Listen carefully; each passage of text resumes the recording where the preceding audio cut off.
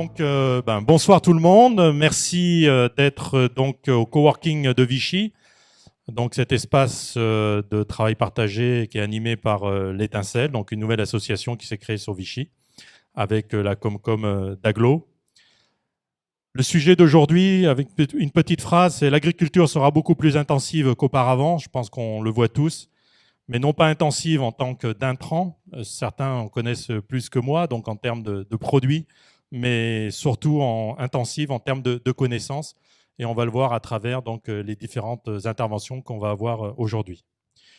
Mais avant de rentrer dans le vif du sujet, je voudrais d'abord remercier l'équipe du laboratoire d'innovation territoriale Grande Culture d'Auvergne, avec qui nous avons organisé cette soirée, mais aussi donc l'Étincelle qui nous met à disposition le lieu pour ce soir et à venir tous les pitchers qui vont venir se succéder sur cette estrade. Un petit mot donc sur Connecting Bourbon, donc une association que nous avons créée donc avec ma femme Sylvie il y a à peu près 18 mois, dans l'idée de connecter les Bourbons entre eux, mais aussi et surtout avec l'extérieur, donc avec les différentes personnes et les différents écosystèmes qui se trouvent autour de nous, puisqu'on pense qu'à plusieurs, on est toujours plus fort. Et ceci pour valoriser donc de nombreux talents qui sont sur le territoire. Ce qu'on a pu voir, c'est qu'il y a beaucoup de gens, il y a beaucoup de choses qui se passent, mais souvent, on manque de visibilité. Et si on peut donner un petit coup de pouce de temps en temps, je pense que c'est bienvenu. Alors, on mène pas mal d'actions, type les événements de ce soir. On anime aussi le coworking de Moulins. Donc, on a à peu près une trentaine de personnes qui viennent travailler plus ou moins régulièrement. Pour revenir donc au sujet de ce soir, donc après la Seconde Guerre mondiale, l'agriculture a dû se renouveler pour se reconstruire et pour nourrir une population qui est de plus en plus croissante. Face à cet enjeu fort qui consistait à produire plus, elle s'est appuyée sur le développement de la mécanisation, les engrais synthétiques et les produits phytosanitaires. On peut dire qu'elle a su répondre à cet enjeu du XXe siècle, mais aujourd'hui, pour le XXIe siècle, de nouveaux défis sont à prendre en compte. Le premier défi, c'est de nourrir la planète avec toujours plus, avec une population qui continue de croître et une urbanisation galopante. Le deuxième défi, c'est bien sûr prendre en compte la situation environnementale qui est de plus en plus importante. Le changement climatique, la gestion de l'eau, de l'air. L'agriculture doit aujourd'hui être respectueuse de l'environnement et des animaux, bien que notre mode de vie, urbain et périurbain, consomme des terres agricoles, éloignant d'autant les productions des lieux de consommation. Répondre aux nouvelles attentes sociétales, nous, consommateurs, nous voulons une alimentation toujours plus naturelle et raisonnée, et aussi, surtout, locale de plus en plus. Ce qui amène, bien sûr, une transformation des moyens de production, ce qu'on verra aussi à travers différents interviews aujourd'hui. En synthèse, l'agriculture de demain devra être plus économe en ressources. Elle devra être plus naturelle et plus respectueuse de l'environnement, à l'écoute des citoyens, et cela en étant toujours plus productive. L'agriculture de demain doit donc, comme elle le fait depuis toujours, se transformer, s'inventer et se réinventer. Pour cela, elle peut aujourd'hui s'appuyer sur de nouveaux outils. On parle d'agriculture numérique et connectée pour gagner en précision et en efficacité. Cette nouvelle agriculture passe également par le développement de pratiques agricoles innovantes et durables qui donnent à l'agriculture le sentiment de redevenir agronome et d'être de plus en plus en phase avec son métier. L'agriculteur doit également renouer le contact avec le citoyen. Ces transformations marquent donc l'émergence d'un nouveau paradigme dans lequel productivité et écologie seraient réconciliées. Production et distribution rapprochées, agriculteurs et consommateurs réunis.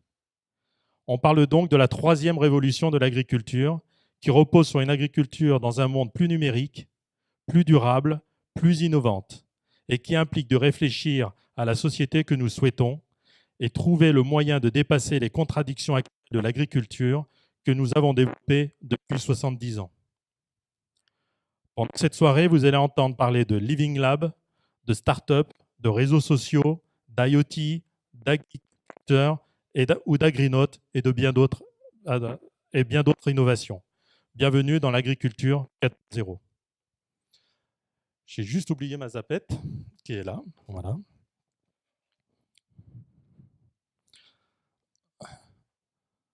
Donc, j'ai oublié. Voilà, donc je vous parlais de l'intelligence collective aussi, de Connecting Bourbon. Donc, c'est vraiment aussi à la croisée de différents secteurs d'activité et de différentes personnes que l'on trouve au sein des tiers-lieux. Donc là, quelques photos de l'activité, que ce soit au niveau de Connecting Bourbon, de Varennes-sur-Allier où il y a un coworking, de l'Étincelle où on est. Voilà, donc, et puis une réunion puisqu'on a créé un collectif des différents tiers-lieux au sein de l'Allier. Quelques photos, et on va en reparler très précisément donc, sur l'agriculture d'aujourd'hui en France, que ce soit au niveau des cultures, autant de l'élevage.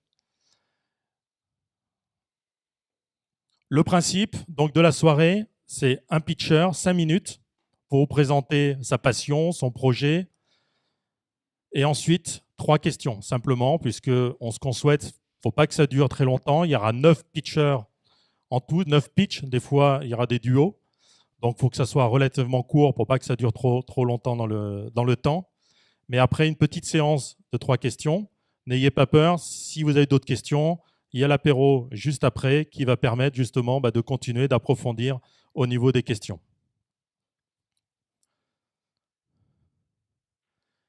Donc, j'ai demandé à Bernard Béjart de venir. Donc, ça va être le premier pitcher. Une chose aussi, donc, on est retransmis en direct sur Facebook.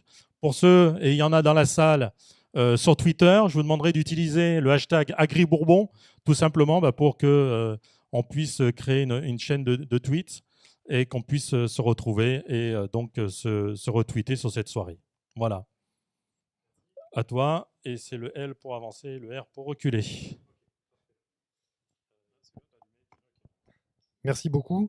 Avant tout, merci à Connecting Bourbon de nous avoir invités à collaborer avec eux pour organiser cette soirée.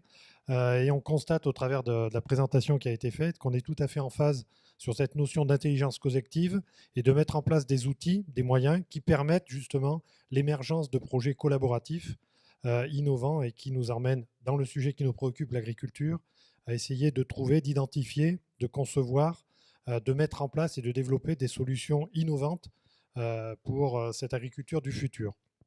Alors, en quelques mots, le LIT, Laboratoire d'innovation territoriale pour les grandes cultures en Auvergne, on a un petit film qui présente, ça sera beaucoup plus agréable qu'un discours. Il suffit. C'est parti. Encore une fois. Dans le Puy-de-Dôme, en Auvergne-Rhône-Alpes, se situe une grande plaine agricole de plus de 200 000 hectares. C'est la Limagne Val d'Allier. Ce territoire est délimité de façon naturelle par la chaîne des Puys à l'ouest, les monts du Forez à l'est. En son cœur, la ville de Clermont-Ferrand est une métropole en pleine croissance. Cette plaine est traversée par la rivière Allier. Elle est aussi très diverse par ses sols et ses microclimats. Au-delà de ses atouts géographiques, la force de ce territoire, c'est aussi sa forte culture partenariale entre les 4000 agriculteurs, les acteurs du développement, de la formation, les collectivités territoriales, les scientifiques et les citoyens. Pierre est agriculteur en Limagne-Val d'Allier. Il rencontre un problème sur son exploitation. Léa, quant à elle, est scientifique.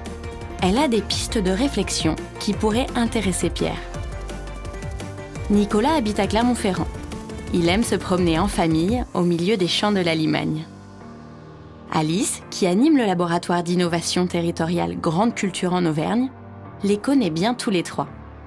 Elle les réunit et demande à Pierre de présenter sa problématique. Léa présente ses projets en lien avec le problème de Pierre. Nicolas leur explique également ses attentes en tant qu'habitant du territoire. Ils se retrouvent sur l'exploitation de Pierre pour élaborer ensemble une solution en prenant en compte les contraintes du terrain.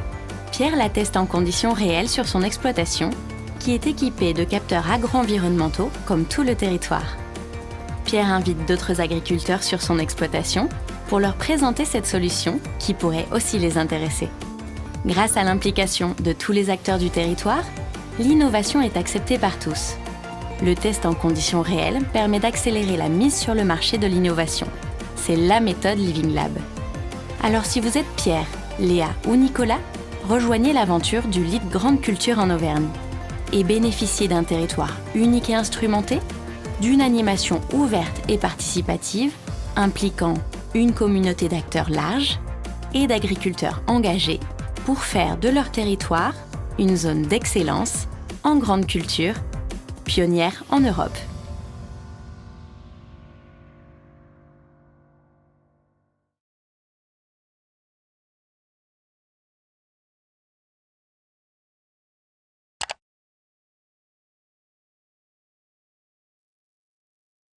Ambitieuse à l'époque, voire un peu en rupture, mais on s'aperçoit aujourd'hui que ça fonctionne, on délivre. Juste pour vous donner quelques chiffres, on a à peu près plus de 60, 65 idées aujourd'hui qui sont en maturation, que nous avons recueillies au travers de cette méthode, des différentes animations qu'on a faites. Sur ces 65, il y en a environ une trentaine qui ont été présentées à des comités agriculteurs. Pour illustrer ce qu'on vous disait, c'est vraiment pour les agriculteurs et avec les agriculteurs. Donc les idées, les porteurs de projets qui pitchent devant les agriculteurs prennent un risque, c'est-à-dire de voir, et ça a été le cas dans certaines présentations, de voir leur projet rejeté. Ça ne veut pas dire que le projet n'est pas pertinent, mais en tout cas, il ne correspond pas aux attentes des agriculteurs. Donc sur cette trentaine, 30-38 projets, il y en a environ une douzaine qui sont en cours d'accompagnement, de maturation, et on a réussi à en financer 6.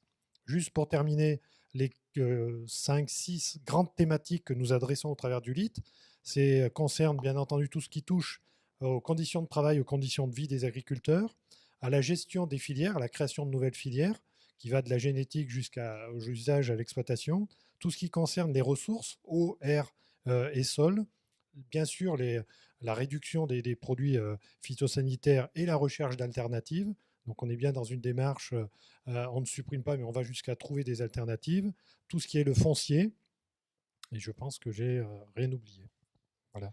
Et donc, le principal appel ce soir, c'est effectivement de rechercher quelque part des personnes qui puissent venir participer au Living Lab, pas forcément des professionnels du secteur agricole, exactement, mais c'est tout type de particuliers ou autres, ou d'entreprises d'ailleurs, qui peuvent venir participer. On recherche deux choses, c'est des acteurs, c'est d'ailleurs des gens qui ont envie de s'investir, et puis des gens aussi, des personnes qui ont des idées. Donc vous avez vu sur le site web de lit.gca.fr,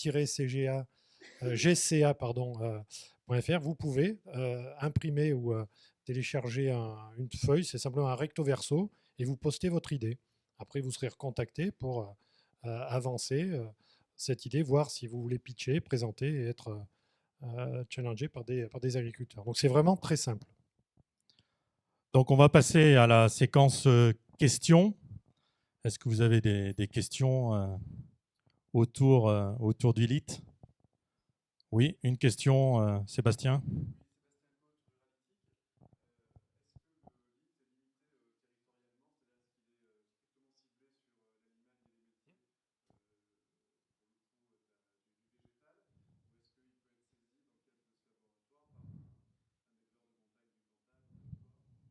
Alors, il y a trois grands principes. C'est le projet doit se dérouler dans le territoire qui a été décrit ici, c'est-à-dire 220 000 hectares, 4 000 agriculteurs. Et l'objectif, c'est de travailler d'abord sur ce territoire et après, pourquoi pas, de déployer sur d'autres. Mais la volonté que nous avons, c'est vraiment de travailler sur ce territoire et donc d'adresser les problématiques du territoire. C'est pour ça qu'on l'a baptisé Grande Culture. Mais pour information, on a aujourd'hui un projet relation grande culture élevage. Mais essentiellement sur la Limagne, en fait. Essentiellement sur la Limagne, tout à fait. Mais après, la solution qui sera validée en Limagne pourra être déployée dans d'autres bassins, sans aucun problème. Ok. D'autres questions ou réactions, hein, tout simplement, par rapport à ça? Non? De toute façon, comme je disais tout à l'heure, on aura la possibilité après de revenir et autour d'un verre, des fois, ça aide un petit peu. Merci, ça délie les langues. Ouais.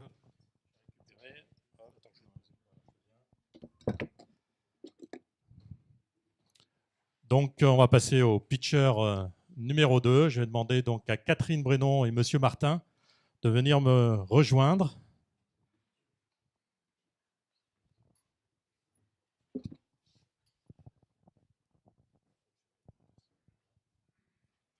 Bonsoir à tous.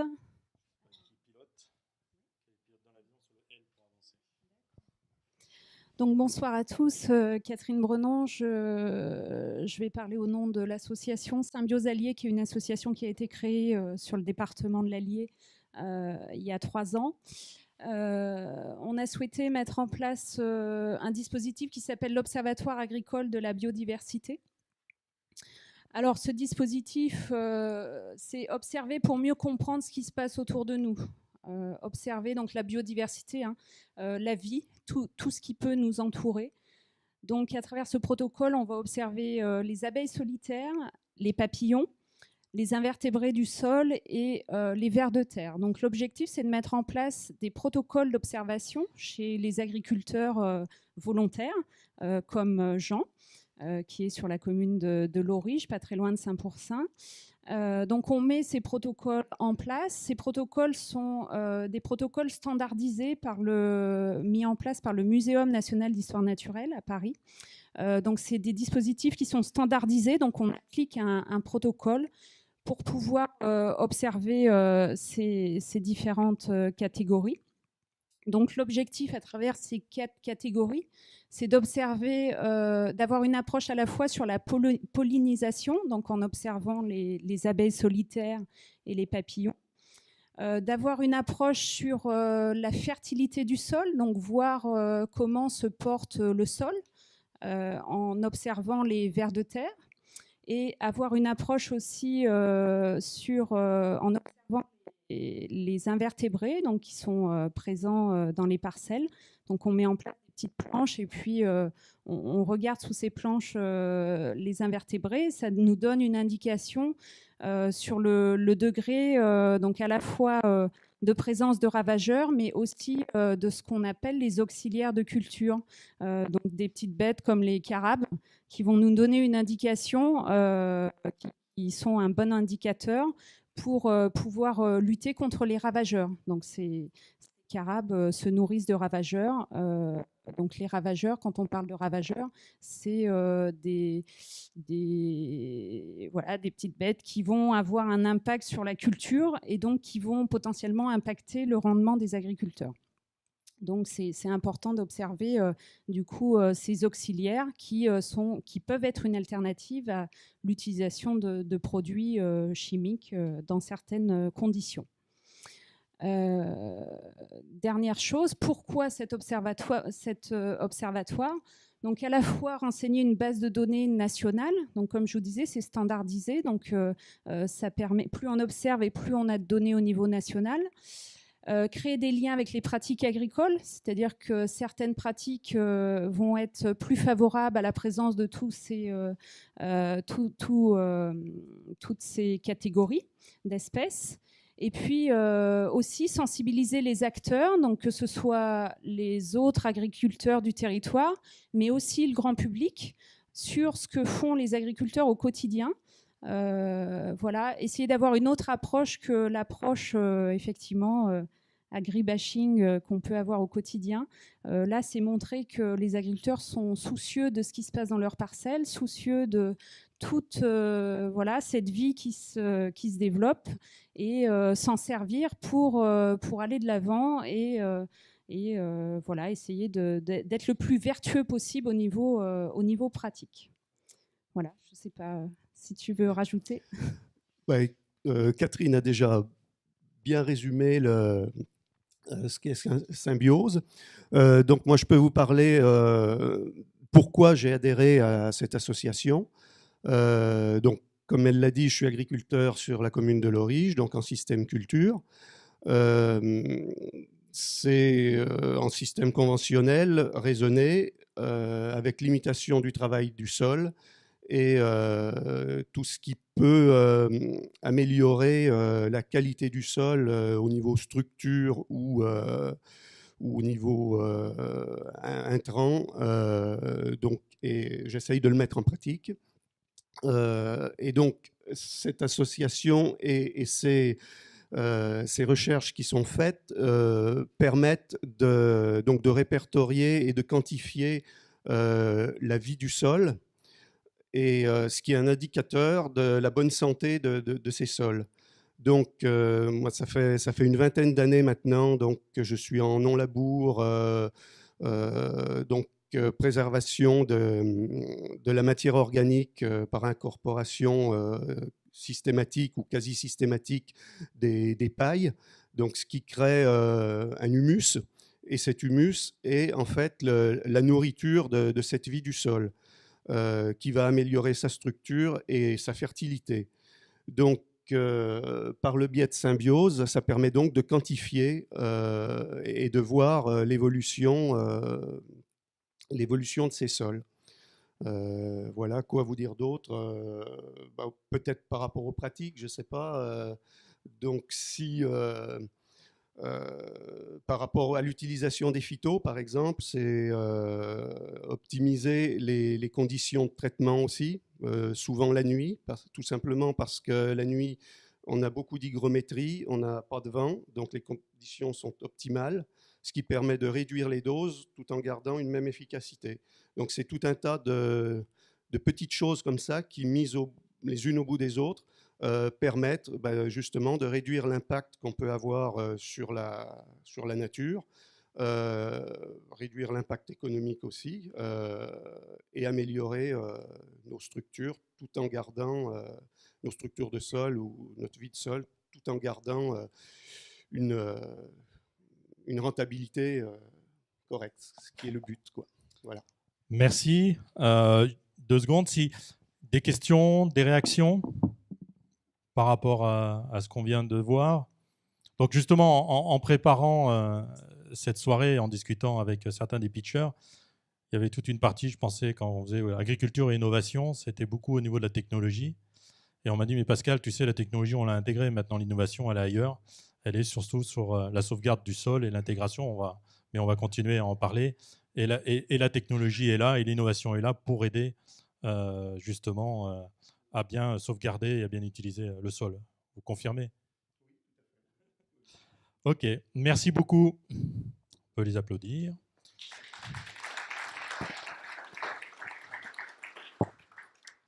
Et donc, on va passer un petit moment, 5 minutes justement de technologie qui va être en support donc de ces nouvelles innovations.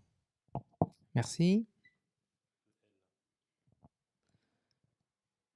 Alors, j'ai un petit film, non, ça part tout seul. Donc, bonjour, Emmanuel Buisson. Donc, je suis président et cofondateur de la startup Weather Mesure. Donc, comme on est très technique, j'ai fait un petit film. Ça permettra d'expliquer la technologie beaucoup plus facilement que moi. Il est censé y avoir du son. Merci.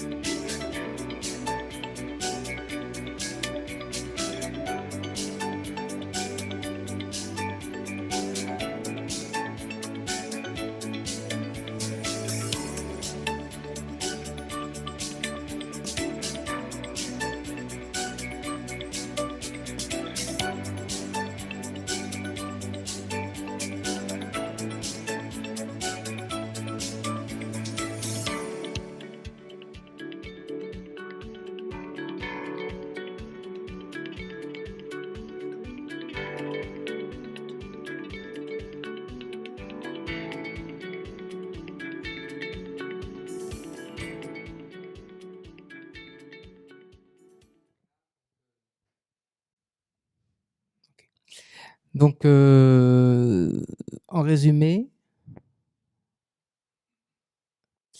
Weather Mesure, donc, comme vous l'avez compris, on travaille dans le domaine de la météorologie en alliant plusieurs métiers, un métier d'informaticien, un métier de data scientist et un métier de météorologue. Donc, c'est une équipe qui est assez pluridisciplinaire avec tous ces métiers. On a 2 secteurs d'activité principaux, qui est tout ce qui est autour de l'agriculture avec un certain nombre de coopératives qui nous ont permis de tester en grandeur nature notre innovation et puis après de l'appliquer directement, je dirais, au champ. Et puis historiquement aussi avec quelques gros industriels locaux, voilà, qui nous ont permis aussi de travailler sur ces technologies météorologiques. On est assez impliqué dans tout ce qui va être innovation, donc autour des pôles de compétitivité. Et puis, on a en fait deux innovations. Donc, le concentré météo que je vous ai présenté dans le petit film. Et puis, on s'est fait une spécialité de tout ce qui va être pluviométrie de précision au travers d'un certain nombre de technologies qu'on appelle les radars météo. C'est ce que vous voyez le soir dans les animations à la météo sur la chaîne préférée. En fait, qu'est-ce qu'on fait ? Notre métier, c'est déjà de récupérer toutes les bases de données météo disponibles à l'échelle mondiale. Donc, en fait, vous avez à disposition des satellites, des radars, des réseaux au sol, vous avez des modèles météo. Donc, tout ça, nous, on récupère ça, soit en open data, soit sous forme de licence. Et puis, on va mettre ça dans des entrepôts de données. Donc, c'est exactement comme les grands entrepôts de chez Auchan ou compagnie. Et puis, on va stocker. Et puis après, on va utiliser ça pour valoriser la donnée. Pas la donnée en tant que telle et unique, mais en croisant un certain nombre de données météo qui leur permet après, via des techniques mathématiques et des algorithmes d'intelligence artificielle, de valoriser cette information pour lui donner de la valeur en plus que sa valeur brute. Ça permet effectivement d'avoir ce qu'on appelle une donnée spatialisée, c'est-à-dire qu'aujourd'hui, notre concentré météo, c'est quoi ? C'est une station dématérialisée qui peut donner la météo avec une fiabilité de l'ordre de 90 à 95% sur n'importe quel point GPS de France et de Navarre. Voilà. Donc, on n'a pas besoin de mettre un capteur physique dans la parcelle. On suffit de passer par l'intelligence artificielle et par le croisement de bases de données météo mondiales. Ensuite, donc, ça permet d'avoir toute une exhaustivité de données météo qui ne sont pas forcément mesurées. Typiquement, on a via les satellites le rayonnement solaire. Donc, on n'a pas besoin de mettre un petit capteur de rayonnement solaire. Et grâce à ça, on peut calculer ce qu'on appelle l'évapotranspiration, donc c'est-à-dire le besoin en eau de la plante, qui est un des paramètres qui permet de conduire tout ce qui est irrigation. Ensuite, on fait à la fois de l'observation, du quasi-temps réel et puis de la prévision naturellement. Et enfin, ça permet d'avoir une donnée fiabilisée parce qu'effectivement, on n'a pas ces problèmes de maintenance, on n'a pas les problèmes de communication et de coupure de communication, on n'a pas les problèmes sur tout ce qui va être la gestion de la donnée. Et donc, on arrive en fait à croiser l'ensemble de nos bases de données pour pouvoir avoir une donnée fiabilisée. Et dernièrement, donc, l'entreprise a été créée en 2015. Donc moi, j'avais créé une première entreprise avant, donc j'étais issu de la fac. J'ai jamais été accompagné dans toutes les structures auvergnates. Et oui, ça fait bientôt longtemps.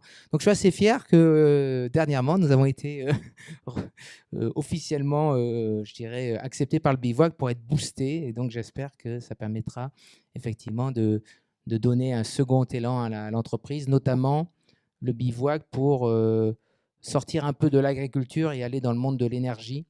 Parce qu'effectivement, la relation entre météo et consommation énergétique est assez importante. Et donc, on pense qu'il y a quelque chose à faire avec un certain nombre de structures qui vous fournissent de l'énergie au quotidien. Voilà. Merci. Donc, merci. Donc, on peut voir, après avoir justement avoir été proche du sol, on prend un peu de hauteur, mais toujours dans l'idée de protéger et d'améliorer justement la nature du sol. Donc accéléré par le bivouac, c'est une belle chose. On espère que l'accélération sera bonne et que l'envol sera là. Des questions autour de ça ? Oui.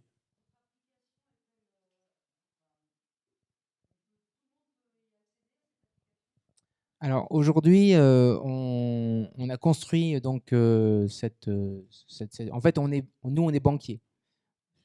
Comme quoi, ça mène à tout, la banque. Hein. On est banquier, mais en données météo. Voilà. On vend du vent, je dirais, mais en fait, on s'adresse principalement, de par la structure et de la start-up, on s'adresse principalement aux coopératives ou aux groupements d'agriculteurs. Donc, on fait plutôt du B2B Et après, si, dans le sens où ces regroupements ou ces coopératives vont adresser un service à leurs adhérents. Voilà. Donc, c'était plus facile pour nous en termes de business et en termes de test de la technologie. Et donc, principalement, on a commencé, vous avez vu, avec des gros scopes, voilà, local, c'est toujours plus facile.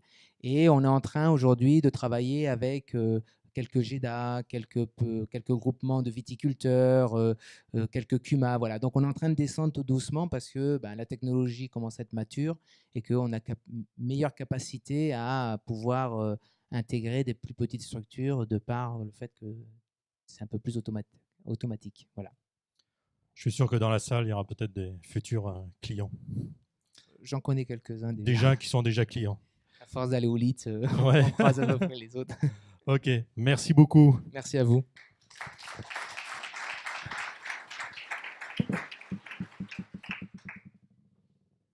Donc, pitcher numéro 4, donc Frédéric Chabot, qui est responsable du site Montoldre d'Istea.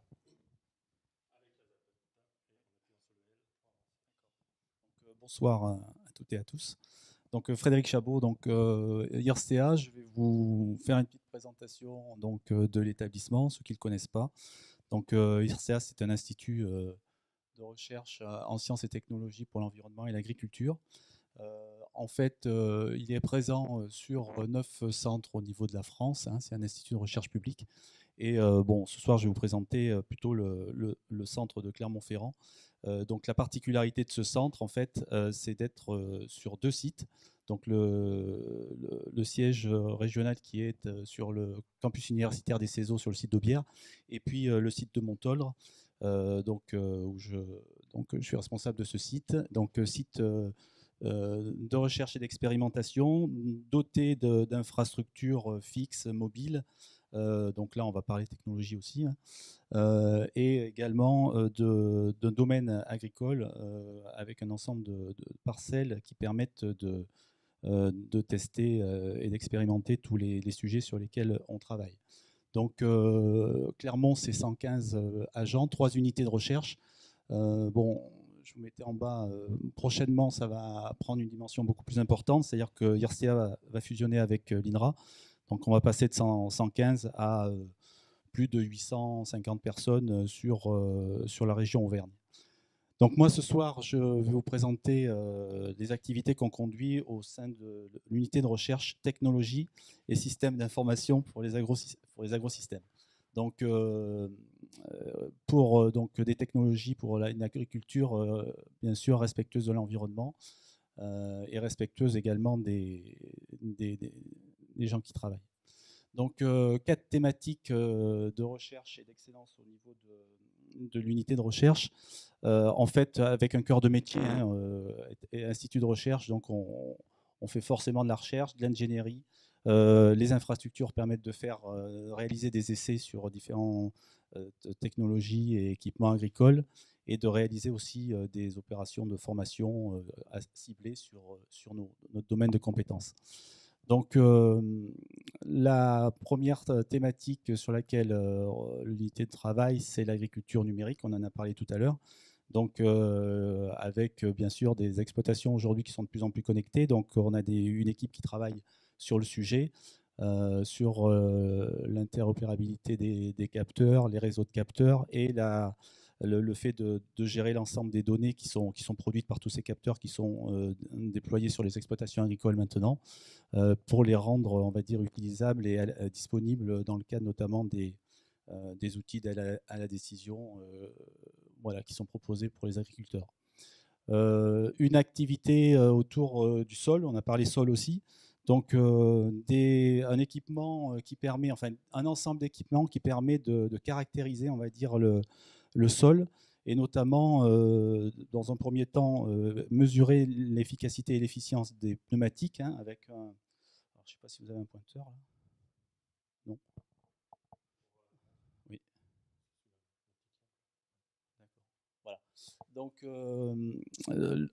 un système qu'on appelle monoroue, en fait, qui permet d'embarquer tout type de pneumatiques agricoles, mais pas seulement, et de réaliser des tests sur tout type de sol, afin de mesurer l'efficience de ces pneumatiques.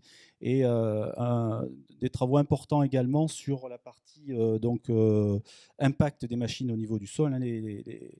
Le matériel agricole aujourd'hui est de plus en plus performant, mais forcément de plus en plus lourd, et donc engendre de plus en plus d'impact sur la structure des sols. Donc à Montoldre, on est équipé d'un certain nombre d'outils qui nous permettent de mesurer ces impacts au niveau des structures de sol. Ensuite, Montoldre, c'est aussi le spécialiste de la partie épandage, donc des technologies de fertilisation et de semis, avec 2 bancs d'essai complètement uniques en fait, en France, mais également en Europe, qui permettent d'évaluer les performances des matériels d'épandage, qui soient épandage d'engrais organiques ou épandage d'engrais minéraux. Voilà, et qui servent également aussi d'outils de recherche. Et la dernière activité de cette unité de recherche, hein, autour de la robotique agricole et de la mobilité en milieu naturel, en fait. Donc là, c'est la conception de dispositifs qui sont de plus en plus autonomes et qui permettent d'apporter un service de plus en plus important au niveau de l'agriculture. Donc, l'ensemble de ces activités au niveau de cette unité de recherche va être renforcé pour Montoldre avec la mise en place actuelle qui s'appelle donc une nouvelle plateforme donc qui va permettre de renforcer toutes ces activités autour de la fertilisation, de l'agriculture numérique, du sol, mais surtout de la mobilité et la robotique en agriculture. Un projet qui s'appelle AgroTechnopole et qui va faire en sorte que Montoldre, dans les années à venir, sera la référence en termes d'agroéquipement dans le département, au niveau national et également au niveau européen. Voilà, donc je vous ai, pour terminer, je vous ai préparé quelques petits exemples des activités qu'on conduit. Donc là, au niveau de la robotique, il s'agit d'un projet qui s'appelle Adapt2E. Donc ça, c'est un projet assez, on va dire, révolutionnaire par rapport à la robotique telle qu'elle existe aujourd'hui, où là, vous avez 2 robots qui ont été réalisés entièrement sur le site expérimental de Montoldre. Donc ce sont des robots qui sont exactement conçus de la même façon et sur lesquels des travaux ont été réalisés pour les rendre entièrement autonomes et reconfigurables en permanence pour réaliser des actions, notamment ici avec la possibilité d'embarquer des systèmes actifs et dynamiques derrière. Donc parallèlement à ça, le projet composait un système, le développement d'un système de rampe de pulvérisation, donc rampe de pulvérisation qui a été avec un système qui a été breveté, qui va être présenté, enfin l'ensemble va être présenté à l'occasion du salon de la machine agricole la semaine prochaine, qui permet de faire une application de produits phytosanitaires de façon complètement autonome dans la parcelle. Voilà. Et en maîtrisant complètement également tout ce qui concerne la dérive des produits et la volatilisation des produits dans l'atmosphère. Voilà, et également notre exemple sur les activités autour de l'épandage, donc l'utilisation par le dispositif d'essai dont je vous parlais tout à l'heure, qui permet, grâce aux données collectées par ce banc d'essai, de pouvoir développer des technologies qui permettent d'améliorer les systèmes de fertilisation et les systèmes d'épandage autour des engrais minéraux. Voilà.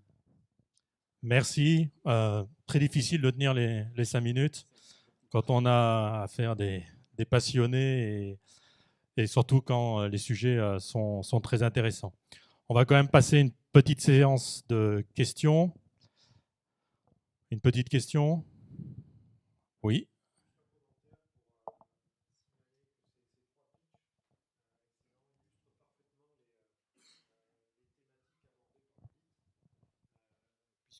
Sont des acteurs très actifs du LIT et ont réalisé de très belles choses. Voilà, donc ça vous donne une idée de ce qu'on peut faire ensemble. Merci. Donc, on va passer au pitch suivant. Donc, je vous rappelle, hein, c'est aussi diffusé sur Facebook en direct. Sur Twitter, n'oubliez pas le hashtag AgriBourbon pour qu'on puisse suivre et revivre plus tard, effectivement, cet événement. Donc, la séance des questions. Et donc là, on va rentrer complètement dans le monde aussi de la communication, essentiellement Twitter.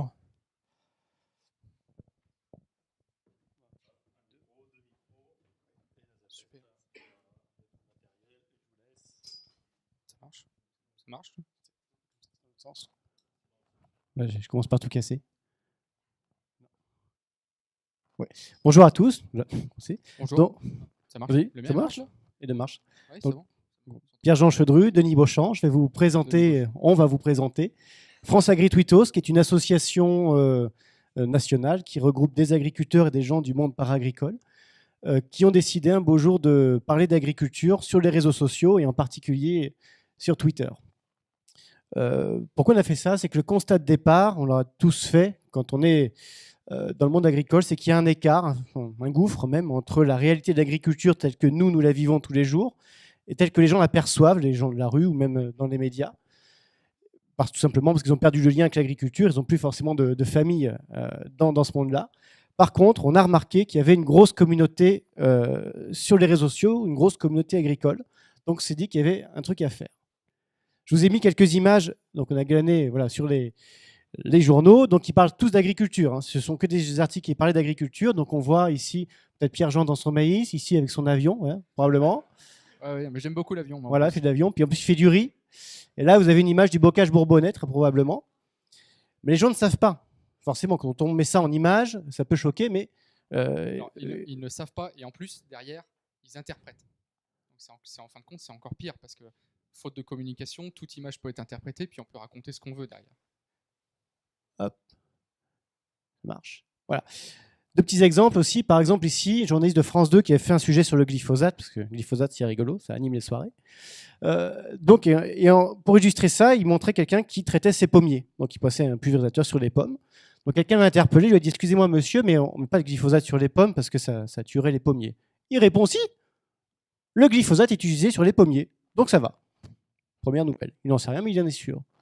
Un autre extrait de journal, c'était l'Express à l'Expansion, qui disait que les agriculteurs adorent le colza, ce qui leur permet de faire 2 récoltes dans l'année.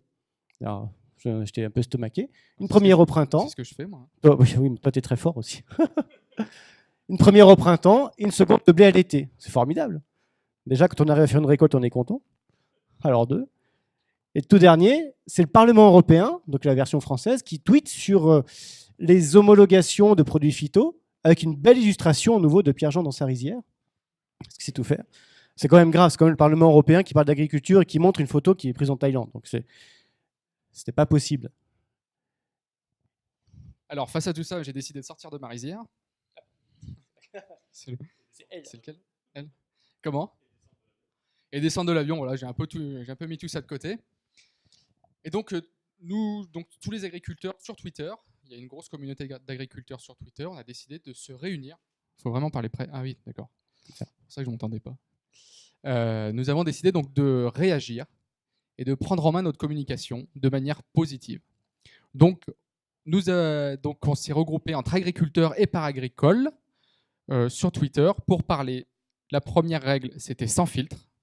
Donc, c'est-à-dire qu'on y va tel que c'est, tel qu'on est. Si on a envie de faire un petit tweet, si on a envie de faire une petite vidéo avec notre côte pleine de boue dans nos champs, on y va, c'est comme ça, c'est notre métier, il faut y aller, il faut parler de notre métier tel qu'il est. On explique tout, c'est-à-dire que lorsqu'on est sur notre pulvérisateur, par exemple, pour reprendre le sujet du glyphosate, et qu'on fait le plein du pulvérisateur avec des produits phytosanitaires ou des choses comme ça, on explique ce que l'on fait, on explique pourquoi on le fait, on explique pourquoi c'est bien fait et pourquoi c'est nécessaire. Et en montrant aussi, bien entendu, tout ce qu'il y a de beau dans l'agriculture, parce que l'agriculture, c'est la production, c'est la productivité, c'est tout ça, mais c'est aussi les animaux, les paysages, des choses qui touchent le grand public, des choses qui touchent tout le monde, peut-être qui vous touchent plus chacun d'entre vous. Et l'ensemble de tout cela avec bienveillance, interdiction de bâcher ou de contre-bâcher. C'est important parce que c'est vrai que parce que si on nous bâche et qu'on contre-bâche, le débat il s'arrête là. Voilà. Et il y en a un qui va à droite, l'autre qui va à gauche, et puis on fait quoi derrière? On avance. Le but, c'est de faire progresser les gens, c'est vraiment de leur expliquer. Donc, ça marche mieux quand on est gentil, en fait. C'est comme avec les enfants. On peut mettre une baffe de temps en temps, mais à long terme, ça marche pas forcément toujours bien. Voilà, donc c'est vraiment la bienveillance. Donc, une fois que tous ces sujets ont été abordés, que tout le monde en parlait bien, c'était super, c'était bien et tout. Donc, voilà. Résultat, création de France Agri Tweetos en novembre 2017. Voilà, ça fait 1 an et demi à peu près maintenant. Ça fait 1 an et demi maintenant. Donc, les règles, c'est de conserver le langage courtois. C'est ça, c'est de parler gentiment, d'expliquer les choses. Le plus dur, vraiment, quand on se fait agresser, que ce soit sur les réseaux sociaux ou en vrai, c'est de ne pas s'énerver. C'est pas de rentrer dans l'art des personnes qui vous agressent, mais c'est de se dire pourquoi est-ce qu'elle m'agresse comme ça, qu'est-ce qu'elle a dans la tête, pourquoi elle pense ça, et comment je peux lui faire revenir un peu sur ses pas et faire revenir à plus de raison. Donc c'est compliqué à faire. Mais quand on arrive à faire ça, en fait, on arrive un peu à les retourner à la fin.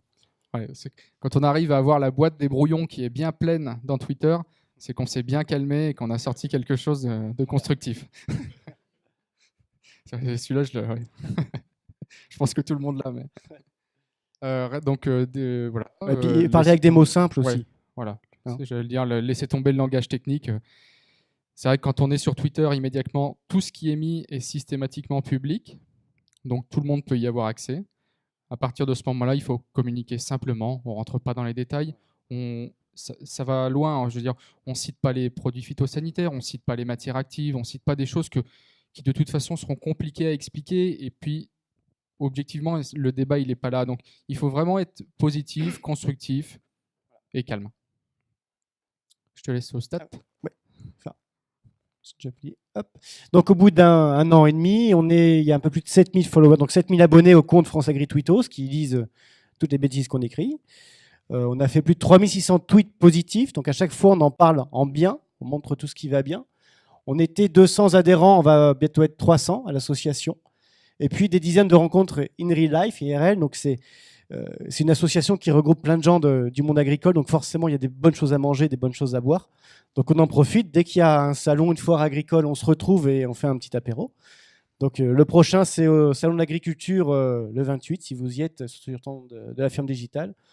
Et en tant que président de l'association, je vais le dire, on a réussi à obtenir de la bière à volonté des Brasseurs de France. Donc je suis assez fier de moi. Chouette. Donc il faut venir. On a la réalisation qu'on peut. Hein. La bière est là. Elle est là. Et donc très concrètement aussi, parce que bon, on parle, mais je vous ai montré tout à l'heure des images qui illustraient mal des articles. Et on s'est dit, bon sang, ces méchants journalistes, ils font rien qu'à nous embêter, ils y connaissent rien. Après, on a enlevé notre coquille de Calimero, on s'est dit comment on peut les aider. Ben, on va leur fournir des images qu'ils n'ont pas. Aujourd'hui, quelqu'un qui illustrait un sujet sur les vaches ou les produits phyto, à retrouver dans une base de données, il ne trouvera pas. La base de données, nous, on l'a fait. C'est-à-dire que les gens dans l'association vont faire des photos de chez eux, les agriculteurs, de leurs fermes, de leurs animaux, de leurs traitements, de leurs tracteurs, tout ce qu'ils font. En plus, on a quelques-uns qui sont passionnés de photos et qui font des super jolis trucs. Et on a mis ça sur un site internet en accès libre. Et donc les gens, les journalistes, tous ceux qui veulent illustrer, faire un sujet, peuvent venir piocher dedans. Et c'est gratuit, c'est en haute définition, en accès libre. Les particuliers aussi. Les particuliers aussi, ou si vous voulez faire des photos, enfin prendre des photos, il n'y a aucun problème. Il faut juste citer le gars qui a fait la photo, mais c'est gratuit. Donc c'est toujours dans la démarche d'être positif et d'aider les gens à comprendre et à mieux rentrer dans la réalité du monde agricole. Ça marche pas. Voilà. Donc dans les semaines à venir, donc on va essayer de se déployer un peu sur d'autres plateformes, parce qu'on est sur Twitter. Twitter, on a choisi ce réseau social-là parce que c'est le plus interactif, c'est celui sur lequel on peut interpeller des politiques, des journalistes, des gens, et qui nous répondent. Donc c'est un impact. Mais on va aller peut-être sur Instagram pour les photos, sur d'autres choses. On va essayer de faire le maximum de passages médias pour faire connaître un peu notre association, pour dire aux gens, si vous voulez connaître la réalité de l'agriculture, venez nous demander, n'ayez pas peur. Et puis on va aller au cœur de la matrice, on va aller chez Twitter. Ils nous ont, à force de faire le foin sur Twitter, ils nous ont dit, venez donc nous rendre visite à Paris chez nous, donc on va aller visiter leurs locaux top secret. Donc on est assez contents. Tu nous donneras l'adresse. Ben, j'ai pas le droit encore. Voilà, donc si vous voulez changer l'image d'agriculture, si vous voulez connaître un peu plus, une seule adresse, France Agri Tweetos. Il faut qu'on fasse un selfie quand même. Il faut qu'on fasse un petit selfie. Voilà, j'allais le dire. Faire un selfie, d'accord. C'est un peu obligé. C'est obligatoire, et puis le mettre dans la banque de données. Ouais. Allez-y. Par contre, celui-là, il y aura des droits dessus. Ah. Il y a une grosse lumière. Ah oui. Alors, on peut pas, c'est le projecteur. Attendez. Pardon.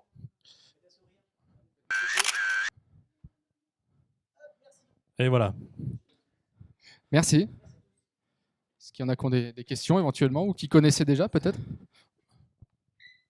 Moi, je connaissais un petit peu. Mais il y en a d'autres. Il suffit d'avoir un compte Twitter et de vouloir parler d'agriculture de façon positive. Voilà. On en parlait en bien, donc c'est 20 € l'adhésion. Petite cotisation. Ouais. Ouais. Bon, on se croise tous les jours, mais bon. Alors, je te présente un monsieur qui est agriculteur. Mon papa. Je vais quand même le dire. Pardon.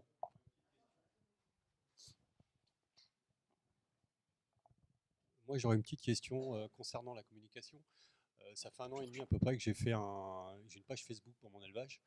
Le souci, c'est le mode, c'est la manière de faire la photo de nos animaux. Parce que suivant comment on prend l'animal, on ne montre pas la même chose. Alors j'ai certains échos qui me disent qu'il faut les prendre de face et d'autres de côté parce qu'il y a le regard de l'animal. Oui, ça dépend qui on veut toucher après, mais ceux qui font des photos, c'est vrai qu'ils y recommencent une 50aine de fois en général. Parce que pour faire une jolie photo, qu'il y a la vache qui vous regarde, c'est compliqué. Mais... C'est très compliqué parce que l'année dernière, au sommet de l'élevage, on m'a pris en photo avec un animal. Ça a été très bien pour la photographe. Par contre, derrière, au niveau des professionnels, elle m'a dit non, le message n'est pas bon. Ouais. Est-ce que vous avez déjà réfléchi justement par rapport à ça? Là-dessus, on n'a pas eu trop de soucis, nous, personnellement. On a plus des gens qui font des vidéos, par contre. Donc, c'est vrai que ça lisse un peu, forcément. Mais après, il faut montrer tel que c'est. Il n'y a pas besoin de... Non, il n'y a pas de conseil photo sur le site. Mais par contre, il y en a quelques-uns qui sont passionnés de photos, qui ont certainement la réponse à la question. Ça, je peux tout à fait leur demander. Ça peut être une question sur le compte, justement, France Agri Twittos, en disant quelques conseils. Ah, une autre question, oui. C'est juste pour compléter. Donc, nous, on est adhérents de la ferme digitale. Ah oui. Et donc, l'année dernière, boire chez vous. Ouais. Donc, l'année dernière, je me rappelle de l'apéro au CIA avec la sauce. Et c'était effectivement très convivial, mais aussi très professionnel. Donc, voilà. Merci. Et prendre un hôtel juste à côté, par contre. Hein. Oui. C'est conseillé. Ou alors dormir. Vous faites aussi quelques bottes de paille. On sait se tenir. Il n'y a pas de problème. Ok, très bien. Et justement, donc les photos que... Toi, tu as une question. D'accord.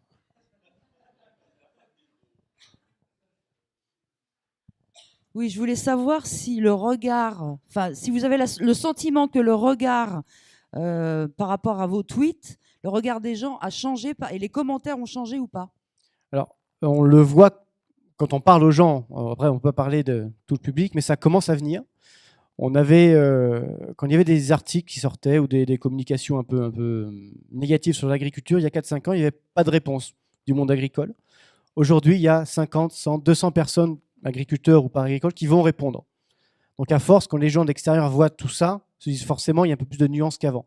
Donc ça commence à venir, on commence à avoir des contacts avec des médias nationaux qui veulent savoir un peu ce qui se passe, un peu ce que c'est. Donc ça commence à prendre doucement. Mais en tout cas, en face à face, quand quelqu'un nous interpelle, qu'on lui répond, là, on le voit que ça change, effectivement.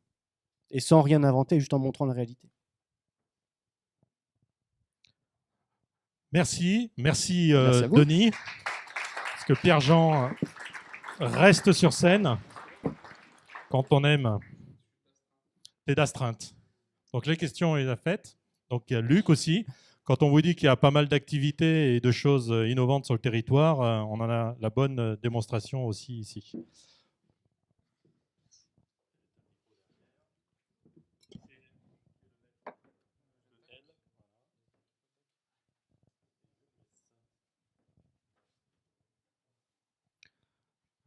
Rebonjour à tous. Du coup.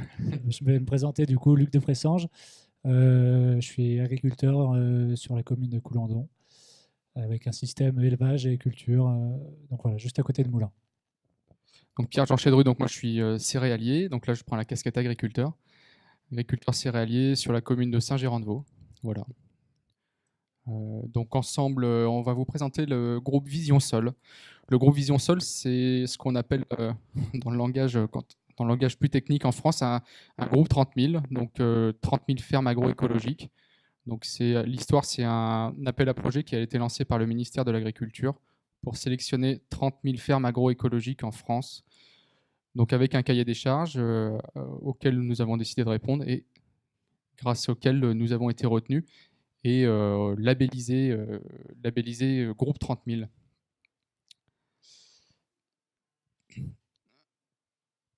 Donc, qui est Vision Sol? Donc, le groupe 30 000, Vision Sol dans l'Allier, c'est un groupe de 13 agriculteurs répartis dans tout le département, donc dans l'ensemble du département, et qui regroupe toutes les grandes productions du département, à l'exception de la production viticole. Je pense. On n'a pas de viticulteurs. Mais sinon, on a des céréales, polyculture, élevage, principalement, élevage allaitant, élevage laitier. Je déroulerai derrière, mais surtout tous les systèmes de production. Donc j'entends système de production façon culturelle. On a de la technique culturelle simplifiée, il y a un petit peu de labour, il y a un petit peu de semi-direct sous couvert, d'irrigation, de monoculture de maïs. Voilà. On a voulu, c'est un groupe très riche pour pouvoir réellement répondre à l'offre. Ouais, avec des tailles d'exploitation qui varient aussi pas mal au sein du groupe. Oui, avec des tailles d'exploitation qui varient pour pouvoir avoir un échantillon réel des agriculteurs du département. Bien entendu, l'appel à projet, les agriculteurs qui ont répondu sur la base du volontariat, donc c'est ce qui fait aussi l'ouverture du groupe. Donc les productions représentées, le blé, maïs, vache allaitante, vache laitière, voilà, orge, pois, colza, tournesol, merci la base de données France AgriTwitos, j'ai pioché dessus, j'en ai profité. Donc voilà les productions qui sont représentées. Donc quel est l'objectif de Vision Sol concrètement? L'objectif de Vision Sol, c'est l'optimisation des produits phytosanitaires. Alors à la base même dans l'appel à projet, c'est la réduction des produits phytosanitaires. Nous on préfère dire pour l'instant optimisation puisque le groupe vient d'être lancé, on vient de rentrer dans la démarche, on est en construction. Actuellement nous sommes en formation, on peut partir comme ça, puisqu'on n'a pas de concret créé sur les exploitations encore. On a fait 2 semaines, sur 2 semaines, on a fait 2 jours de formation. Il faut savoir que le groupe a été créé au mois de septembre, et donc quand on a eu la labellisation, souvent il est déjà trop tard pour mettre en place des choses sur nos exploitations, tout était déjà lancé. Voilà, par donc rapport ça nous au laisse cycle, l'hiver pour réfléchir et pour mieux se lancer. Et puis ça réfléchit en plus. Donc l'optimisation des produits phytosanitaires, donc les questions qu'on peut se poser, comment ça et puis pourquoi, enfin comment ça on va réduire les produits, nous quand on est agriculteur, comment ça on va réduire les produits phytosanitaires, pourquoi on va les réduire, et puis surtout nous quand on a répondu à l'appel à projet, on s'est dit bon, puisque c'est ça, comment on peut le faire, comment on peut réduire l'utilisation des produits phytosanitaires. Donc comment va travailler Vision Sol vis-à-vis de cette ligne directrice?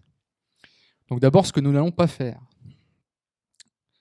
Alors là, ça s'adresse plus au grand public et par rapport aux débats et aux messages qu'on peut avoir sur les réseaux sociaux aussi, et aux débats qu'il y a chaque semaine au niveau du grand public, nous n'allons pas supprimer les produits phytosanitaires. Notre rôle, c'est pas de dire on joue l'impasse. Parce que derrière, nous, on a des objectifs de qualité. Alors j'ai mis sécurité alimentaire, c'est un bien grand mot, mais ça rentre dedans, puisque quand on dit qualité, on dit sécurité. Et puis de rentabilité sur nos exploitations. Nous, ce qui ne nous intéresse pas, c'est un projet où on dit on ne traite plus, on ne fait plus rien, on ne met plus d'engrais et puis on ne gagne plus notre vie, quoi. Donc voilà, et surtout que les exploitations, nous, ne sont pas rentrées dans ce domaine-là. Et on ne va pas supprimer, bien entendu, les engrais de minéraux, parce que aujourd'hui, pour nos exploitations, c'est vital, pour nos plantes, c'est vital. Simplement, on va les optimiser pour pouvoir les rendre... Voilà.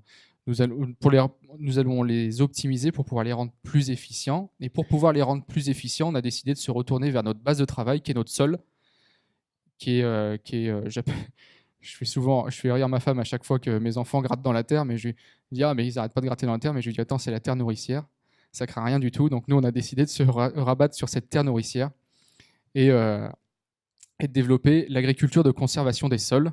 Alors c'est peut-être quelque chose dont vous avez déjà entendu parler. C'est une pratique que Luc va vous expliquer.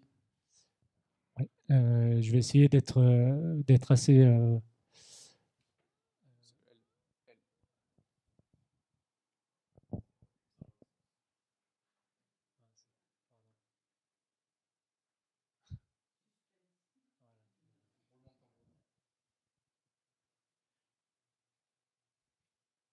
Donc, ouais, je vais essayer d'être assez précis parce qu'on pourrait s'étaler longuement sur le sujet.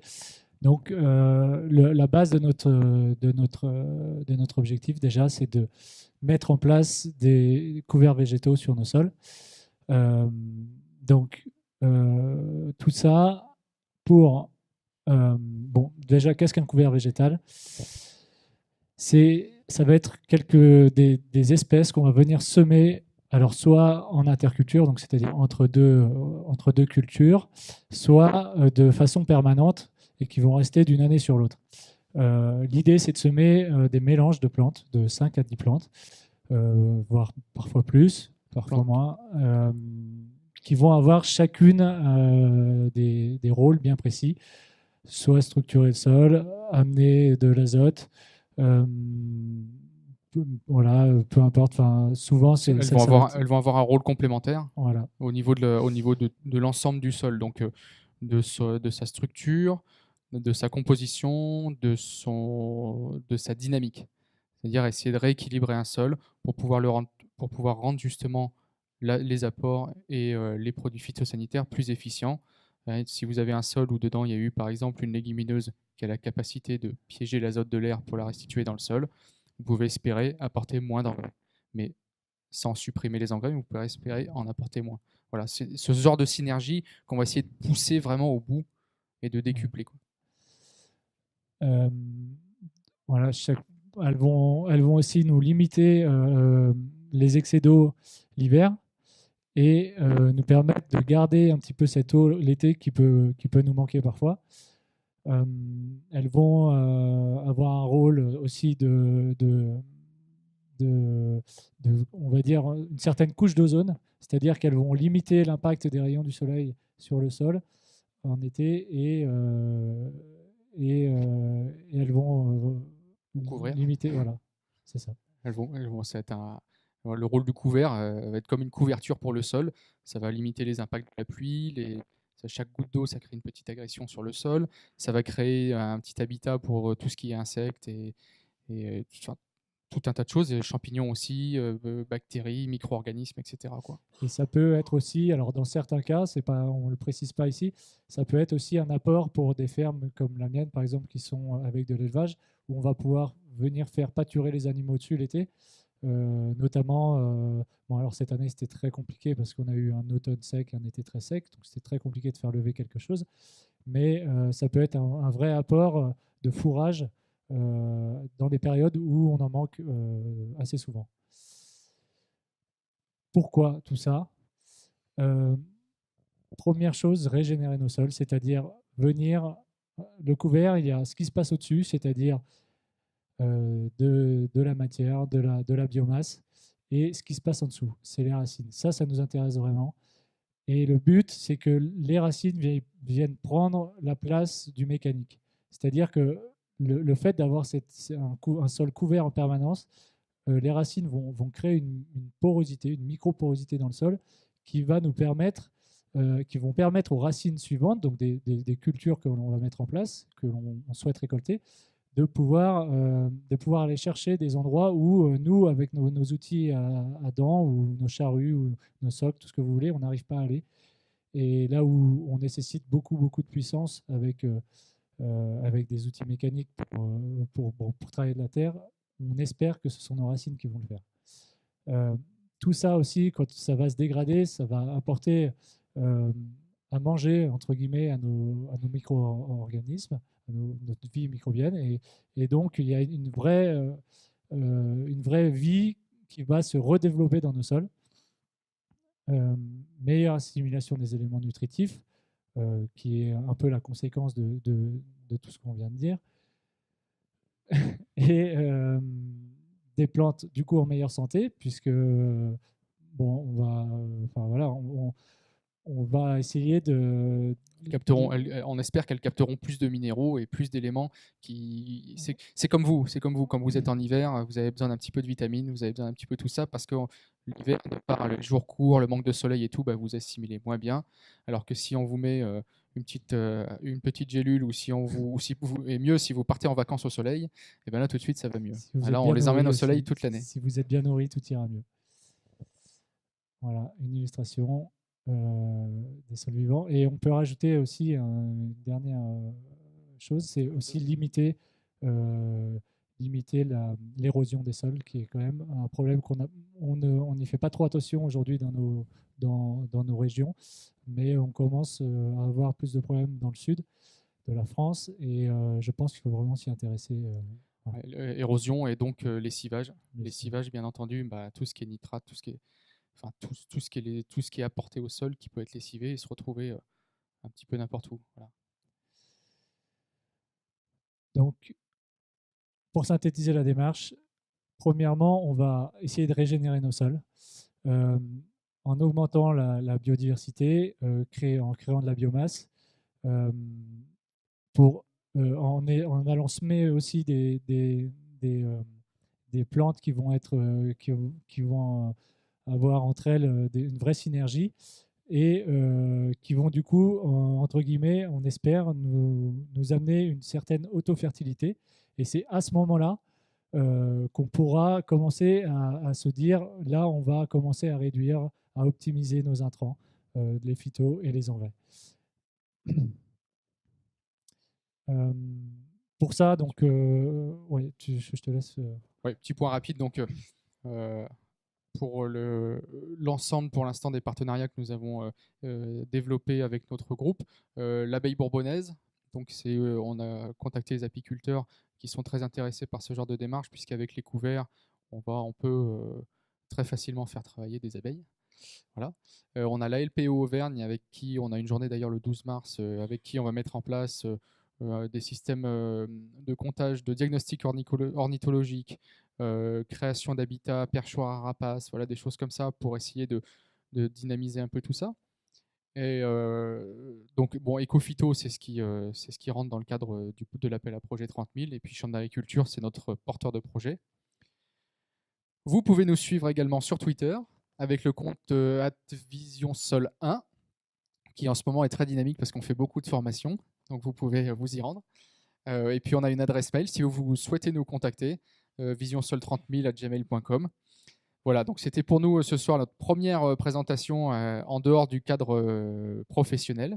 Voilà, donc si vous avez des questions, n'hésitez pas. Si vous avez des interrogations, soit vous les posez tout de suite ou vous nous les envoyez par mail ou sur Twitter. Voilà, n'hésitez pas. Merci.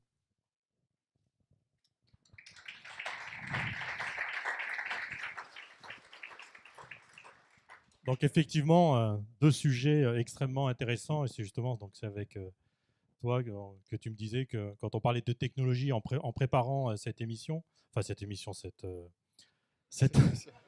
c'est pas une émission encore, moi même si on a la télé, on a tout. Ouais, donc cette présentation, Connecting Bourbon TV. effectivement, où je te disais, j'avais un peu plus l'idée de la technologie et tu me disais qu'en fait l'innovation, elle se base sur le sol. En fait. C'est ce que je viens de penser. Là, on n'a pas cité une seule fois le mot innovation. Je suis désolé, Pascal.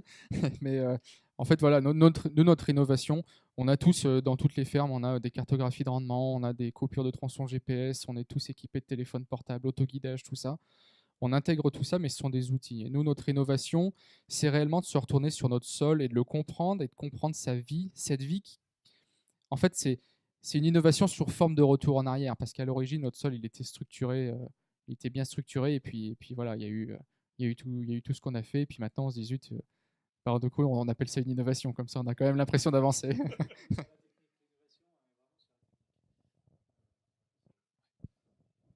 Merci beaucoup. N'oublie pas ton outil de travail. Ah, il y a une question. Attends Rémi, il faut que tu prennes le micro. Bonsoir. On s'entend là ? Oui. J'aurais une petite question, c'est est-ce que vous avez prévu, parce que je suppose là, comme vous l'avez dit, vous faites des formations, est-ce que vous avez prévu de faire des sensibilisations ? Parce que bien sûr, moi je suis assez jeune, surtout quand je regarde dans la salle, je parais vraiment, vraiment jeune. Non, excusez-moi, c'est juste que non, je me vois moi à l'école et je vois que moi je suis sensibilisé, donc je suis aussi présent ici. Et c'est ça que je veux dire, c'est que quand je vois, il y a énormément de personnes qui ont beaucoup plus de 20 ans. Et moi, je vois des jeunes comme moi qui viennent d'avoir un peu au-dessus de 20 ans et des jeunes qui n'ont pas 20 ans qui ne sont pas présents. Est-ce que vous avez prévu de sensibiliser ou comment vous avez sensibilisé justement des jeunes qui vont bientôt redynamiser Dans un premier temps, enfin, on a prévu des choses dans un premier temps, on se forme nous-mêmes. On va aussi perfectionner nos techniques parce qu'on est novice dans toutes ces techniques-là. Et avant bon, on va communiquer sur ce qu'on fait via les réseaux sociaux, voilà. Mais on va avoir des échecs, on va essuyer des plâtres. Et avant de communiquer, de faire quelque chose vraiment en bonne et due forme, il faut que chez nous, ça ressemble à quelque chose.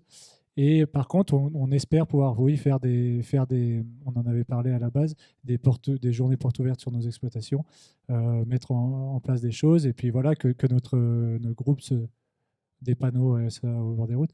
Et puis, enfin, moi, je parle en ce qui me concerne, mais je pense que c'est pour l'ensemble du groupe, c'est la même chose. Ma ferme est grande ouverte, et je suis toujours ouvert et toujours content de pouvoir venir répondre à des questions auxquelles on me pose. Peu importe l'âge et peu importe la motivation. Voilà.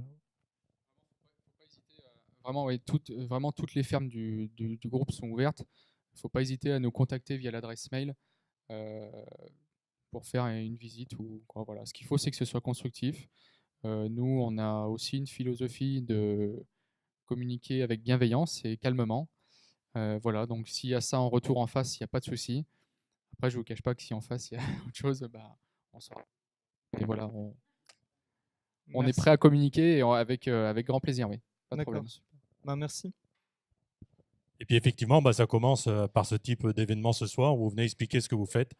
Et puis donc le compte France Agri Tweetos qui sûrement doit appuyer et va publier des photos de ce que vous voulez faire.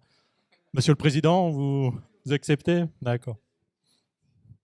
Merci encore.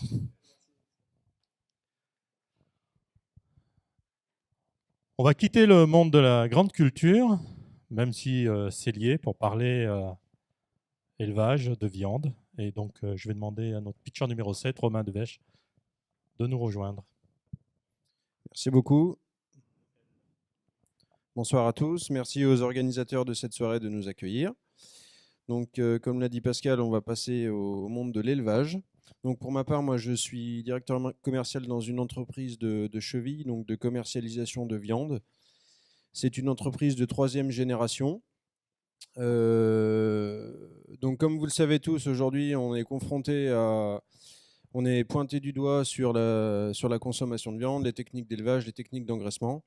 Donc, pour se démarquer et être plus transparent vis-à-vis des consommateurs, on a décidé de créer une marque commerciale qui s'appelle le Bœuf Royal de Bourbon. Donc, c'est une gamme axée majoritairement sur le bien-être animal. On a vraiment accentué cette thématique. Et je vais vous présenter ça. Donc, voici le poster. Donc, c'est un poster qu'on a créé nous-mêmes au sein de l'entreprise des Pierres. Donc, on est en partenariat avec une ferme qui est située à Saint-Didier-en-Donjon. Voilà. Donc, pourquoi le Bœuf Royal de Bourbon? Parce que Saint-Didier-en-Donjon est dans le Bourbonnais. Pourquoi le mot royal? C'est plutôt un signe de qualité, de prestige. Et on a tourné notre marque sur des thématiques. Donc, à savoir le massage par brosse. Donc, on a installé des brosses de massage dans les cases de la stabulation d'engraissement. On a également installé un système de musicothérapie. Donc, avec une musique qui passe, on pourrait un peu comparer ça au Célestin Vichy, par exemple. Voilà. On se fait masser. Système de brumisation donc par ventilation. Au niveau de l'alimentation, donc la phytothérapie, une alimentation saine sans OGM, sans antibiotiques durant la période d'engraissement. Et cet élevage est charté aux bonnes pratiques d'élevage. Donc toutes les techniques d'élevage respectent le cahier des charges de LVA, qui est un organisme de charte de bonnes pratiques d'élevage. Voilà.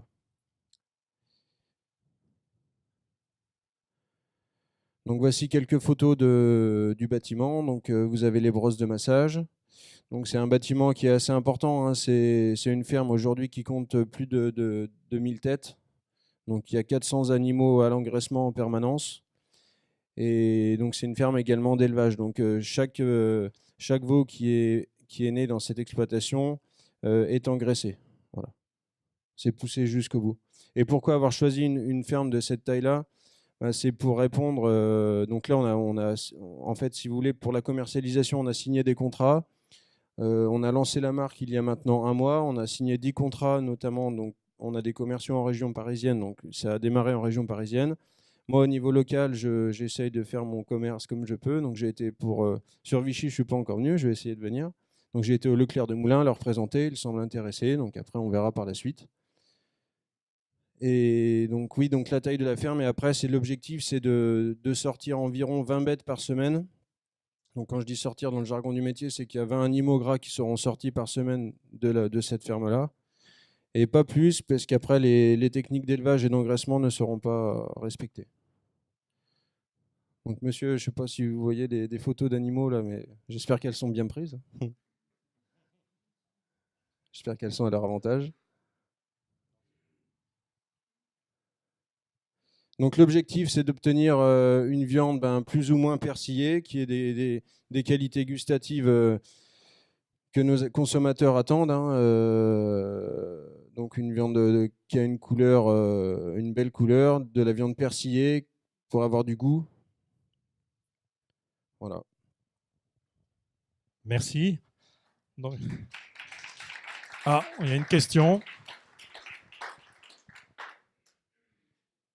Bonsoir, j'ai 2 petites questions. La première, pourquoi on ne les voit pas au pré? Donc en fait, pour avoir un engraissement optimal, en fait, les animaux pendant la période estivale sont au pré. Et pour avoir un engraissement optimal, il faut que les animaux soient rentrés en bâtiment à l'intérieur pour apporter du gras, pour qu'ils soient reposés, pour éviter...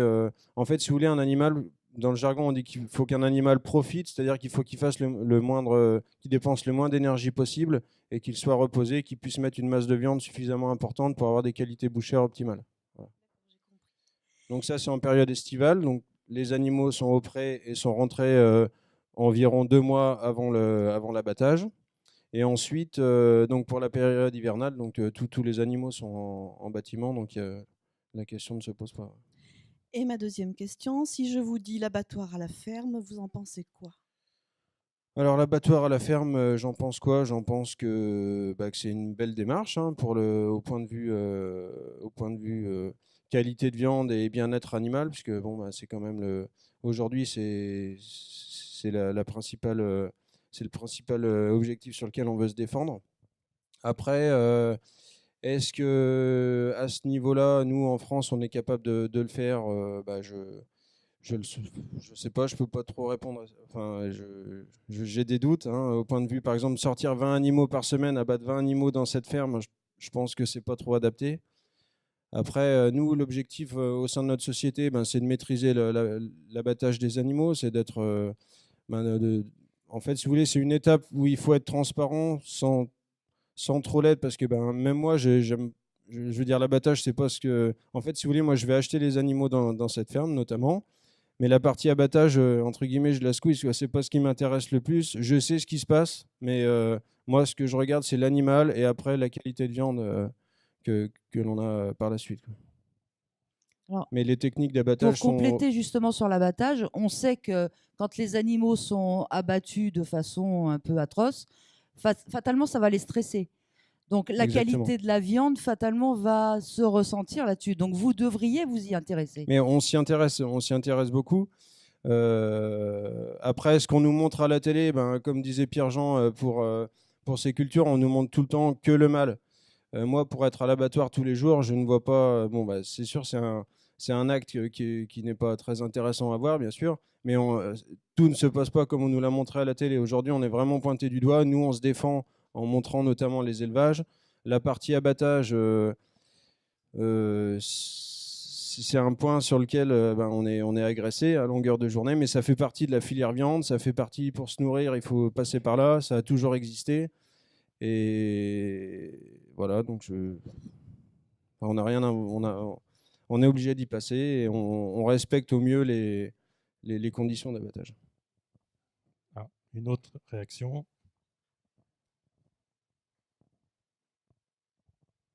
Je voudrais juste revenir par rapport à... Donc ça fait 1 mois que vous êtes sur Paris, c'est ça? Non, pas du... enfin, ça fait on travaille sur cette marque-là depuis 1 an et demi, ouais. Et on a commencé la commercialisation il y a 1 mois. Et quel est le retour que vous avez de Paris? Eh bien, écoutez, on a les magasins, il y a des magasins, enfin, certains magasins, donc GMS et boucheries traditionnelles, ont adhéré tout de suite à la chose. Et aujourd'hui, la première semaine, on a fait abattre 3 bêtes dans cette filière. Aujourd'hui, on est entre 10 et 15 bêtes dans cette filière. Donc c'est vrai que ça a super bien démarré. Voilà. Merci, c'est toujours très intéressant, mais malheureusement, il faut qu'on avance. On est déjà plus qu'en retard. Merci. Merci beaucoup. Hop, pardon. Et donc, je vais demander à... Donc, on va changer un petit peu, c'est-à-dire que on a beaucoup entendu, bien sûr, parler de sol, d'élevage, comme on disait précédemment aussi avec la technique, avec le numérique qui n'épargne aucun des secteurs. Et justement, donc, je vais demander à Adeline de venir me retrouver, qui va nous parler du cluster du numérique sur l'Auvergne.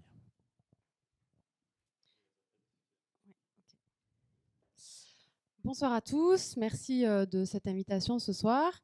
Alors les quelques prochaines secondes vont vous sembler un petit peu éloignées de toutes les présentations précédentes, mais néanmoins je vais vous expliquer pourquoi ça fait sens que je sois avec vous ce soir. Donc je suis déléguée territoriale pour un cluster qui s'appelle Digital League. Donc un cluster, c'est un groupement d'entreprises.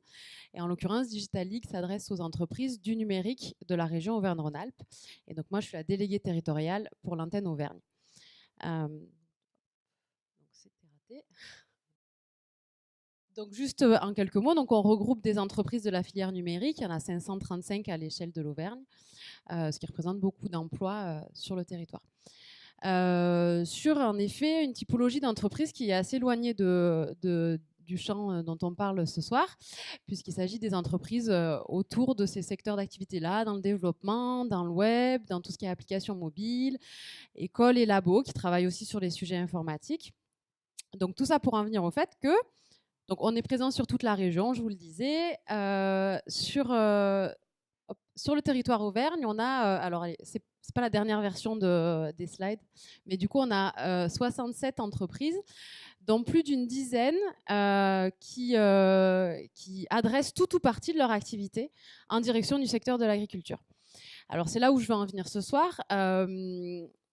L'objectif pour moi de vous présenter le cluster, c'est qu'en fait, il y a de plus en plus d'entreprises dans le numérique qui sont en interaction forte avec les agriculteurs, les écoles ou les labos qui travaillent autour de ces sujets. Et évidemment, donc on a eu un exemple aussi ce soir de Wager Mesure qui travaille autour d'une technologie. Donc là où on est vraiment au croisement entre le numérique et l'agriculture. Et puis moi, j'ai de plus en plus d'entreprises qui travaillent dans l'agriculture ou des groupes céréaliers par exemple, qui se rapprochent du cluster pour rencontrer les entreprises qui travaillent dans le numérique, pour faire de l'innovation en interne, pour travailler sur ce que nous on appelle la data, donc tous les flux d'informations qui remontent justement du terrain. Et donc tout ça et ces croisements-là, et c'est ce qui est intéressant, donnent lieu à beaucoup d'innovations et sont un peu l'avenir du coup du secteur de demain. L'agriculture de demain en tout cas, de ce secteur-là.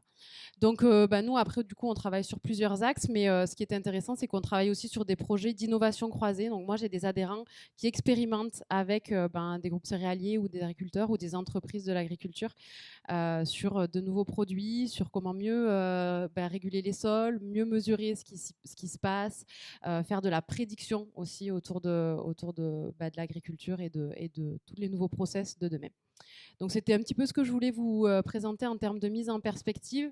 C'est que du coup, ça fait aussi sens d'aller vers des croisements entre des groupements d'entreprises qui paraissent un peu éloignés du sujet, mais qui en fait travaillent de plus en plus autour de ces secteurs-là. Voilà, je ne sais pas si vous avez des questions. Donc moi, je suis basée à Clermont-Ferrand et je suis sur le territoire du Puy-de-Dôme, de l'Allier et du Cantal. Donc on travaille aussi de plus en plus avec Connecting Bourbon ou l'association Bourbonext aussi autour du numérique, du développement des usages numériques sur ces territoires et donc évidemment en proximité avec des secteurs d'activité comme celui de l'agriculture. Merci Adeline. Je vais récupérer le deuxième micro.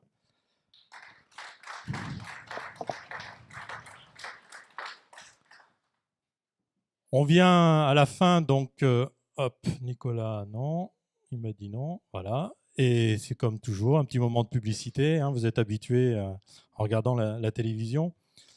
Donc au niveau de la publicité, c'est Connecting Bourbon. Aujourd'hui aussi, je vous disais au départ, on fait pas mal d'événements, mais on travaille beaucoup dans le numérique et le numérique inclusif. Donc comment aider les gens à rentrer dans le numérique. Le numérique qui est aujourd'hui, on parle souvent comme étant la deuxième ou troisième langue à apprendre à l'école. Donc on lance une série de MOOC. Donc les MOOC, c'est les Massive Open Online Courses. Donc c'est des cours qui sont en ligne autour du numérique. Tout simplement, pourquoi on les lancerait, puisque c'est aujourd'hui disponible sur Internet, que ça soit, certains sont gratuits, d'autres sont payants parce qu'ils sont diplômants.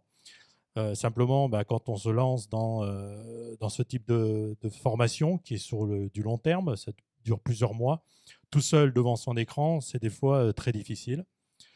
Et donc, on a décidé de monter cette offre-là où on va accompagner physiquement les personnes qui veulent suivre ce type de cours. Donc, bien sûr, ils vont suivre sur Internet, mais ils viendront très régulièrement au coworking, pour faire un suivi, 2, répondre à leurs questions, mais aussi pour pouvoir faire des compléments par rapport aux cours, puisque souvent, on se pose des questions et les cours ne sont pas exhaustifs. En même temps, on va leur proposer un complément, comme par exemple, si c'est des gens qui vont monter une société ou qui sont en recherche d'emploi, donc après, il faut qu'ils trouvent un travail, donc les aider à faire leur CV, faire des packages photos, par exemple, et puis aussi des cours, on va dire, de prise de conscience de soi. Et ce qui est important,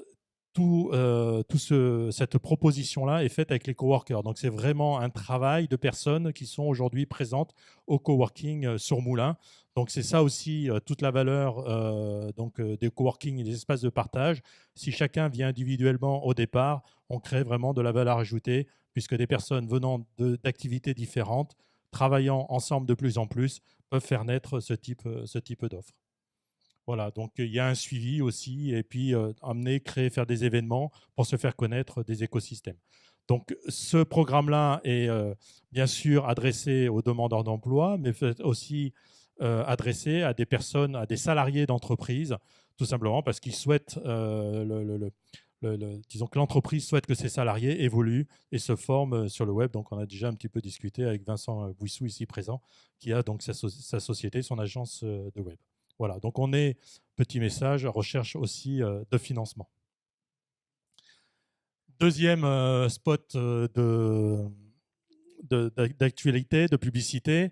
Donc on est aussi Connecting Bourbon en partenariat donc, avec un incubateur qui se trouve sur Clermont-Ferrand autour des entreprises sociales, donc l'économie sociale et solidaire. On a participé avec elle à l'appel à projet. Donc on a un porteur de projet qui est Rémi ici, donc qui a candidaté et qui a été pris par l'incubateur.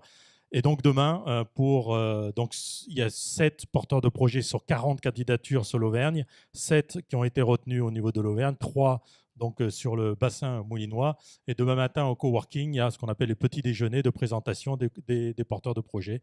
Donc pour ceux qui veulent venir, vous êtes les bienvenus, c'est croissant et café offert. Voilà, j'ai remis ici la référence des différentes personnes. Je vais vous inviter maintenant, place aux échanges et au réseautage. Désolé, on a été un peu plus long, mais je pense que c'était très difficile pour moi de couper, sachant qu'effectivement, toutes les personnes qui sont venues, pour beaucoup, c'est la première fois qu'ils pitchaient. 5 minutes, ça peut paraître long, mais 5 minutes, c'est vraiment très court quand on est passionné. Merci beaucoup et puis bonne continuation. Bonne soirée. Au revoir.